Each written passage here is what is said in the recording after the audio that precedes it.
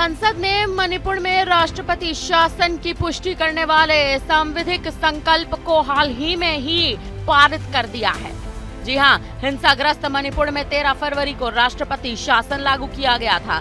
Supreme court के एक निर्णय के अनुरूप 2 महीने के अंदर राष्ट्रपति शासन की पुष्टि के लिए एक सांविधिक संकल्प को केंद्रीय गृह मंत्री अमित शाह ने राज्यसभा में चर्चा और पारित करने के लिए भी पेश कर दिया। राज्यसभा ने शुक्रवार तड़के करीब 4 बजे इस संकल्प को ध्वनिमत से पारित कर दिया है। लोकसभा इसे पहले ही पारित कर चुकी है।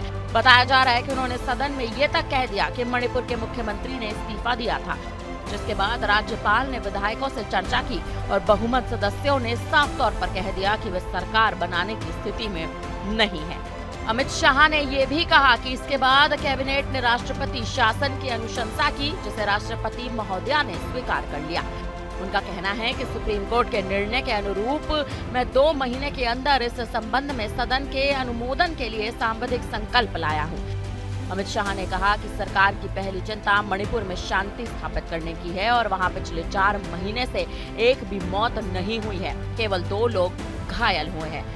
उनका कहना है कि वे ये स्वीकार करते हैं कि मणिपुर में 260 लोग जातीय हिंसा में मारे गए, लेकिन वे सदन को बताना चाहते हैं कि पश्चिम बंगाल में चुनावी हिंसा में इससे ज्यादा लोग मारे गए थे। गृह मंत्री ने मणिपुर में हालात बिगड़ने के पीछे एक अदालती निर्णय को मूल कारण बता दिया, जिसमें एक जाति को आरक्षण दिया गया था। अमित शाह का कहना है कि इस अदालती निर्णय पर अगले ही दिन उच्चतम न्यायालय ने रोक लगा दी थी। उन्होंने कहा कि सरकार चाहती है कि मणिपुर में जल्द शांति हो, पुनर्वास हो, लोगों के जख्मों पर मरहम लगाया जाए। गृह मंत्री ने विपक्षी दलों से मणिपुर के मुद्दे पर राजनीति नहीं करने की अपील कर दी। इससे पहले विधेयक पर चर्चा में भाग लेते हुए नेता प्रतिपक्ष मल्लिकार्जुन खड़गे ने भी कहा था कि मणिपुर में इतनी हिंसा के बावजूद प्रधानमंत्री नरेंद्र मोदी को उस राज्य में जाने का मौका अब तक नहीं मिल पाया है। उनका कहना है कि सत्तारूढ़ दल पर जब जबरदस्त दबाव पड़ा तो वहां के मुख्यमंत्री को इस्तीफा देना पड़ा, और या फिर सीधे तौर पर कहें तो इस्तीफा दिए जाने पर मजबूर होना पड़ा।